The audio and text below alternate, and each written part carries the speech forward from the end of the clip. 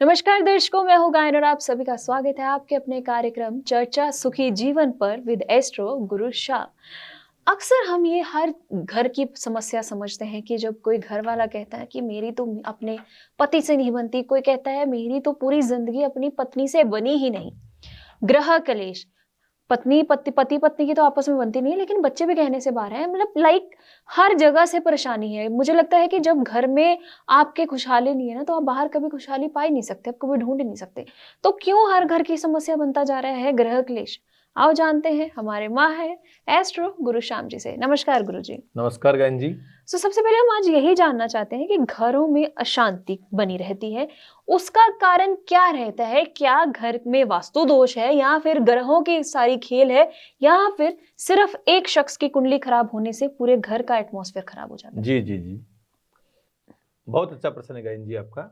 घर के सुखी जीवन के लिए व्यतीत करने के लिए आज का जो युग है उसमें हर व्यक्ति एक न एक समस्या से परेशान रहता है। ग्रह कलेश नहीं, ग्रह कलेश तो क्यों होता है, वो तो बहुत चीज के उपरांत ग्रह कलेश होता है। पर किसी ने किसी एक एक चीज से बहुत लोग परेशान है।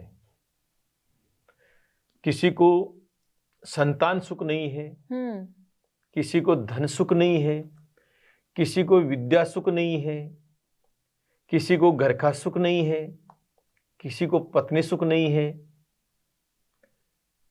ऐसे अनेक प्रकार के जो दुख है या जो समस्या है, ये सब समस्या घेर लेती है जी। तब ग्रह क्लेश उत्पन्न होता है। तो ग्रह क्लेश उत्पन्न होने का जो मुख्य कारण है वो किसी एक व्यक्ति के द्वारा नहीं है कि एक व्यक्ति से ग्रह क्लेश होता है। ऐसा कोई बात नहीं है कि एक व्यक्ति से ग्रह क्लेश होता है। नहीं, पूरे घर के लिए ही जब नेगेटिव ऊर्जा आने लग जाएगी तब ग्रह क्लेश उत्पन्न होगा। कईयों में ऐसा देखा गया है कि इनकम भी अच्छी है, यानी उसका कारोबार अच्छा चल रहा है, बिजनेस अच्छा चल रहा है, या कोई सरकारी नौकरी में है, यानी धन का आगमन घर में खूब हो रहा है, फिर भी वो सुखमय जीवन नहीं जीते हैं। जी। किसी के तो मान लो अगर धन की कमी है तो धन की कमी के कारण ग्रह क्लेश होता है, आपस में खास सुनी होती है। पर ऐसे भी बहुत से लोग हैं जिनका कारोबार अच्छा चल रहा है, बिजनेस अच्छा चल रहा है, या सरकारी जिसकी नौकरी लगी हुई उससे पैसा आ रहा है, फिर भी उसके घर में अशांति रहती है। तो ऐसा क्या है कि जो मुख्य व्यक्ति है, परिवार का जो मुखिया है, उसके बारे में जानने की आवश्यकता परम है। परिवार का जो मुखिया है उसके जन्म ग्रह गोचर क्या कहते हैं जी, उसके बारे में जानने की आवश्यकता है। और परिवार का मुखिया जैसा होगा, किसी भी चीज में आप मान लो किसी संगठन का या घर का मुखिया या संगठन का अध्यक्ष या किसी कंपनी का मैनेजर या कोई मालिक, अगर वो मजबूत होगा और उसके ग्रह उसके प्रतिकूल अनुकूल होंगे तो सब ओर से वह लाभ उन्नति प्राप्त करेगा। सब ओर से लाभ उन्नति प्राप्त करेगा। तो जानने की आवश्यकता यह है कि हर घर में एक न एक अशांति बनी रहती है। कोई रोग से पीड़ित है, कोई संतान से पीड़ित है, कोई पत्नी से पीड़ित है, कोई पति से पीड़ित है, कोई पुत्री से पीड़ित है। इसका क्या कारण है? एक तो जो मुखिया है, मालिक है परिवार का, उसके पूर्वकृत जो संसार में ये जीवन है उसमें पूर्वकृत जो उसके संस्कार है या जन्म के जो पूर्वकृत पुण्य पाप या जैसे कर्म संचय किए हैं, उसका फल उसको इस जन्म में भोगना पड़ता है। कोई बोलता है मेरा पुत्र मेरा कहना नहीं मानता है, कोई बोलता है मेरी पत्नी मेरा कहना नहीं मानता है। तो ये क्या है? पूर्व जन्म के संस्कारित जो कर्म है उनका प्रतिफल इस जन्म में भोगना पड़ता है। पूर्व जन्म में हो सकता है वो कौन सी योनि में है और पिता पुत्र, और उसका मतभेद अब इस जन्म में देखने को मिलता है। ये होता है 33% यानी 33%। और 33% इसका मुख्य कारण क्या है? वास्तु का। वास्तु का 33% जो है वो भी अभी अपने घर में या जो निवास है, चाहे वो किराए का हो चाहे खुद का हो, अगर वो वास्तु के अनुकूल नहीं है तो उसमें हमेशा नेगेटिव ऊर्जा प्राप्त होती है। नेगेटिव ऊर्जा प्राप्त होने के कारण घर में क्लेश उत्पन्न होता है। किचन सही स्थान पर नहीं है, टॉयलेट सही स्थान पर नहीं है, पानी सही स्थान पर नहीं है, या सोने का बेडरूम सही स्थान पर नहीं है, तो उस घर में नेगेटिव ऊर्जा प्राप्त होती है।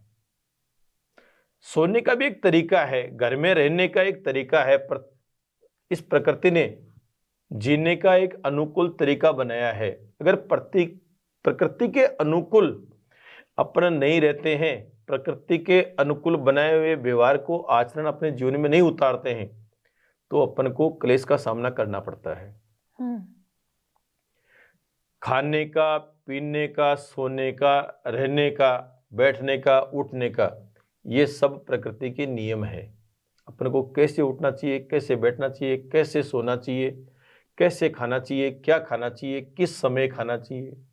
तो आज के युग में हर व्यक्ति केवल धन के लालच में, न उसको स्थान का ज्ञान है, न खाने का ज्ञान है, न सोने का ज्ञान है, न पीने का ज्ञान है, न समय का ज्ञान है। प्राय कर क्या है, समय के अनुकूल जो नहीं रहते हैं, कब खाना चाहिए, कब सोना चाहिए, कहाँ बैठना चाहिए, कैसे सोना चाहिए, ये सब जो चीजें हैं, इनसे व्यक्ति हर परे होता जा रहा है। और परे होने के कारण ही घर में क्लेश उत्पन्न होता है, क्योंकि वास्तु के अनुकूल जो नहीं रहते हैं। वास्तु एक प्रकृति की रहने की, जीने की कला है, उसी का नाम वास्तु है। प्रकृति के अनुकूल जो रहकर जीते हैं उसका नाम वास्तु है, और प्रकृति के विपरीत जो रहकर जीते हैं वो ही लोग इस जीवन में दुखी होते हैं। तो ग्रह क्लेश के और भी अन्य का कारण है। जैसे अगर किसी का पुत्र खेना नहीं मानता है तो पुत्र की कुंडली का ज्ञान होना है। पत्नी खेना नहीं मानती तो पत्नी की कुंडली का ज्ञान होना है। पति खेना नहीं मानता है तो पति की कुंडली का ज्ञान होना है।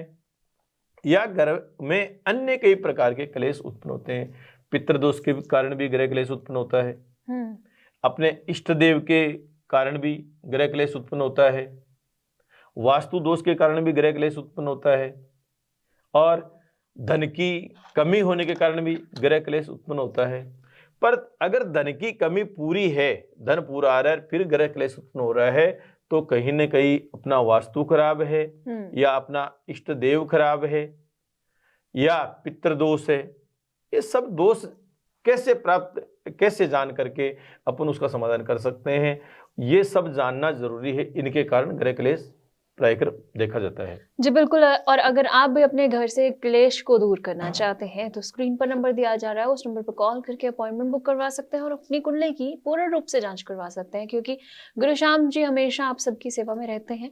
और जो लोग विदेश में रहते हैं, विदेश वाले लोग भी जो है टेलीफोनिक कंसल्टेंसी, वीडियो कॉन्फ्रेंसिंग के जरिए गुरु श्याम जी से कनेक्ट कर सकते हैं और अपनी कुंडली का पूर्ण रूप से निवारण चाह सकते हैं।